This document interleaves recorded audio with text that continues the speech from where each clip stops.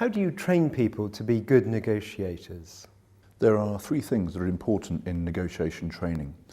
Number one is to create an environment where people can do. Using case studies and the use of video, people are able to see how they behave on video. They can look at what's appropriate and they can look at what is inappropriate. What I mean by that is where they're effective and where they are ineffective. Using feedback, people are then able to change their behaviour rather than just telling people about negotiation or reading a book. So the experience is vital. Number two, it's about keeping the learning fresh, using different vehicles and different formats, whether that be e-learning, watching videos online, or recently podcasts, or whether it be through a series of different activities following on the workshop to keep it live, keep it fresh, and to stop people falling into those old habits. The third thing that's very important indeed is to look at the feedback from the negotiations themselves. And at the GAP Partnership we use a ROI system, which means return on investment. We measure the effectiveness of those negotiations for many months after the training. And this enables us to tweak and change the training and make it more customized. But it also allows the client to see the effects of that training, to measure it, and that provides them with a degree of investment for the future. Do the same techniques work with every type of negotiation? Yes, this is a good point. There is no one way to negotiate. There are many different ways to negotiate. The common misnomer is that people find one way of negotiating and they don't change.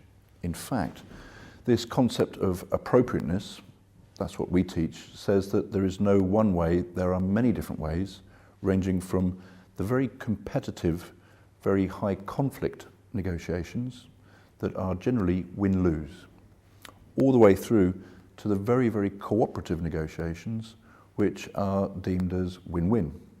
And there's no right or wrong, or there's no good or bad, it's just what's appropriate to the circumstances that you either find yourself in as a negotiator, or better still, the circumstances that you put yourself in if you're really in charge of that negotiation and if you're really well prepared. What makes a really good negotiator?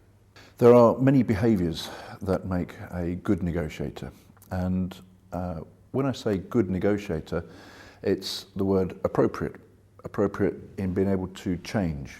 And so the overriding thing is to be versatile, to be adaptable, to be able to change your behaviour according to those circumstances.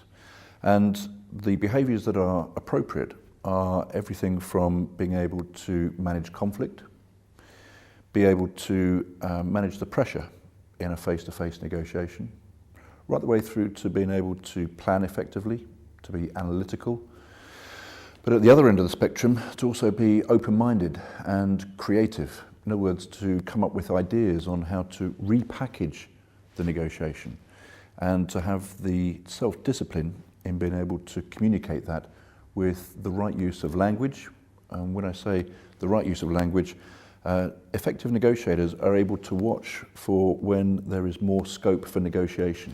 What I mean by that is the ability to be able to look out and listen for what we call soft exposing giveaways. These are the small bits of language around proposals that will tell you that your counterpart, the person on the other side of the table, has more negotiation room. And these are words like, I'm looking for, roughly, in the region of, around about, I'd like, I'm hoping for, currently, right now, probably. These are words that negotiators spot to help them understand just how movable the other side is. And so language itself is very important, and the control of that language, but also the ability to listen. Because the more information you have, the more powerful you become, because information is power.